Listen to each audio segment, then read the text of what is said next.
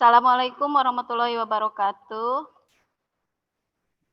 Waalaikumsalam warahmatullahi wabarakatuh. Gila ya, kita ketemu lagi di pelajaran Ibu Permakognosi untuk hari ini. Gimana kabarnya hari ini? Sehat-sehat semuanya? Alhamdulillah sehat, Bu. Alhamdulillah. Ya, walaupun masih daring ya, karena tadinya sebetulnya Ibu pengennya luring ya, kita ketemu tapi terkendala jadwal juga ya. Tidak apa-apa. Tetap semangat walau kita pembelajarannya daring. Untuk hari ini absensinya ini yang di sebagian belum pada masuk ya, sambil menunggu saja. Materi hari ini kita akan membahas mengenai pengujian obat tradisional ya. Coba kalian perhatikan di sini ada beberapa produk obat tradisional ya. Di sini ada jamu sari temulawak, kemudian ini ada jamu anti corona, ada Stimuno, ini Stimuno yang sekarang lagi booming ya, terkenal untuk meningkatkan daya tahan tubuh, apalagi di era pandemi ini ya. Mungkin kalian sempat bertanya gitu ya, bagaimana sih suatu produk ya, suatu produk ini khususnya untuk obat tradisional, dia bisa diizinkan beredar ya, beredar di masyarakat ya, seperti itu. Itu tentunya ada beberapa kriteria yang harus dipenuhi ya, kriteria yang harus dipenuhi. Nah, nanti kaitannya kriteria izin edar ini berkaitan dengan parameter mutu dan keamanan yang harus terpenuhi oleh suatu produk ya, seperti itu. Parameter mutu ini berkaitan erat dengan pengujian ya, cara-cara pengujian, syarat-syarat pengujian dari produk obat tradisional. Jadi pada materi kali ini kita akan mempelajari cara-cara pengujian obat tradisional, kemudian persyaratan obat tradisional itu apa saja ya, persyaratan mutu dan keamanannya, kemudian evaluasinya seperti apa, pengujiannya secara organoleptis dan mikroskopis itu bagaimana ya. Sekarang kalian perhatikan di sini ada sebagai orientasi masalahnya di sini Ibu mengambil dari berita online ya. Bahayakan kesehatan, BPOM rilis public warning daftar obat tradisional, suplemen kosmetik mengandung BKO. Di sini ada berita pada selama tahun 2019 katanya ya, BPOM menemukan obat tradisional dan suplemen kesehatan ilegal dan atau mengandung BKO senilai 6,2 miliar rupiah. BKO, nah BKO itu sendiri apa coba? Bahan kimia obat. Apa itu bahan kimia obat? Bahan kimia obat ini adalah bahan sintesis ya. Nanti kita pelajari lebih dalam melalui tahapan diskusi nanti. Kemudian mengapa juga ya banyak sekali produk obat tradisional yang masih menggunakan BKO ya. Walaupun tiap tahun dirazia ya, tiap tahun di masyarakat dikeluarkan public warning, tapi masih tetap banyak produsen yang menggunakan BKO pada sediaan obat tradisional yang mereka jual. Nah, ini masih tanda tanya, kenapa coba? Nanti sama-sama kita cari ya jawaban dari semua permasalahan. Untuk itu, Ibu kan sudah ini ya, sudah membagikan LKPD ya, sudah dipelajari LKPD-nya? Sudah. Ya, siap. Di situ juga ada kriteria izin edar ya. Kriteria izin edar itu apa saja untuk sediaan obat tradisional ya. Sudah ini belum? Sudah diisi belum? Kira-kira apa saja kriteria izin tradisional? Sudah. Oke, coba ada yang bisa menyebutkan kira-kira kriteria izin obat tradisional? Boleh sebentar Ibu catat. Yang pertama, menggunakan bahan yang memenuhi persyaratan keamanan dan mutu. Yang kedua, dibuat dengan menerapkan CPOTB. Yang ketiga, memenuhi persyaratan Farmakop Herbal Indonesia atau persyaratan lain yang diakui. Yang keempat, berkhasiat yang dibuktikan secara empiris, turun-temurun, dan atau secara ilmiah. Sama yang terakhir, penandaan berisi informasi yang objektif, lengkap, dan tidak menyesatkan. Kriteria obat tradisional yang pertama itu tadi harus memenuhi persyaratan mutu, katanya gitu ya dia ya. Persyaratan mutu, kemudian dia sesuai, ya, pembuatannya itu sesuai dengan CPOTB. Coba Ibu tanya, apa itu CPOTB? Ada yang tahu? Ya, kalau CPOB itu cara pembuatan obat yang baik.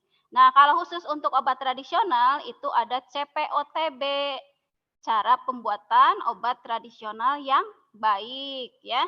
Kemudian syarat yang ketiganya itu harus memenuhi persyaratan farmakope herbal atau persyaratan lainnya. Kemudian dibuktikan secara empiris. Empiris turun-temurun. Itu coba apa yang dibuktikan secara empiris turun-temurun itu apa? Jamu. Jamu, ya, dibuktikan secara empiris atau turun-temurun itu jamu, ya, betul sekali. Kemudian kalau yang secara ilmiah, kira-kira apa yang secara ilmiah? Obat herbal terstandar. Obat herbal terstandar ini standar dan Fitofarmaka. fitofarmaka. Kemudian yang kelima itu penandaannya berisi informasi yang objektif, lengkap, dan tidak menyesatkan. Betul ya, seperti itu. Untuk kriteria izin edar. Ya, kemudian ini cara-cara pengujian obat tradisional ya. Cara-cara pengujiannya ini banyak sekali sebetulnya ya kalau kita bahas secara mendalam satu persatu. Yang pertama tentunya adalah uji organoleptis ya. Uji organoleptis apa? Uji menggunakan Yang tahu? Ya, uji organoleptis namanya juga organ ya. Berarti dia pengujian ini melibatkan organ ya, organ tubuh, panca indera. Di situ hasil pengamatannya berupa bentuk ya, bau, warna, rasa, dari simplisia itu tekstur ya. Uji organoleptis ini merupakan uji pendahuluan ya, uji pendahuluan sebelum melakukan pengujian-pengujian lainnya. Kemudian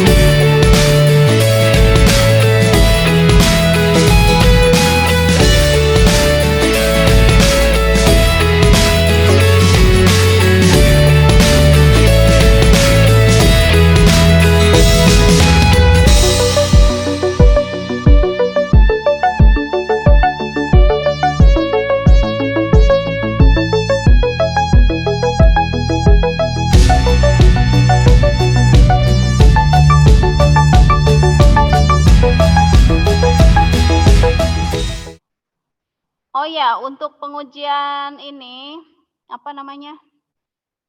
Organoleptis dan mikroskopis, kemarin kan kita sudah praktek ya. Sebetulnya tadinya Ibu pengennya kita sekalian praktikum ya pada pertemuan kali ini. Tapi karena kemarin sudah prakteknya duluan, ada yang ini enggak sudah menyiapkan untuk ininya, memperlihatkan hasil praktikum kemarin? Ada Ibu. Oh, siapa? Boleh Kelompok diperlihatkan? Oh iya, boleh. Boleh Helmi diperlihatkan ya sama temennya. Nanti kita kira-kira seperti apa sih pengujian makroskopis, organoleptis, dan mikroskopis ini ya.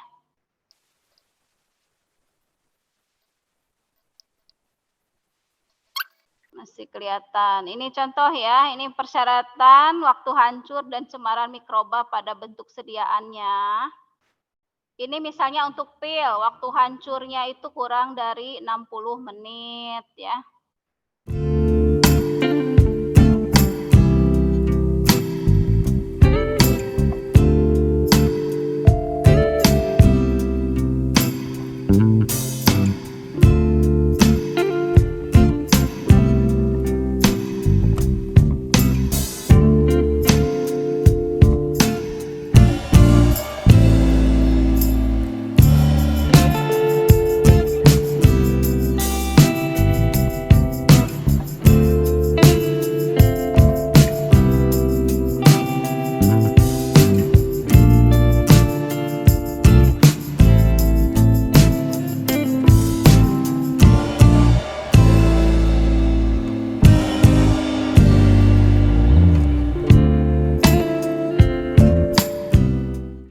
Kalau kira-kira sudah mengerti, coba Ibu pengen tahu ya, sampai sejauh mana kalian memahami apa yang Ibu jelaskan.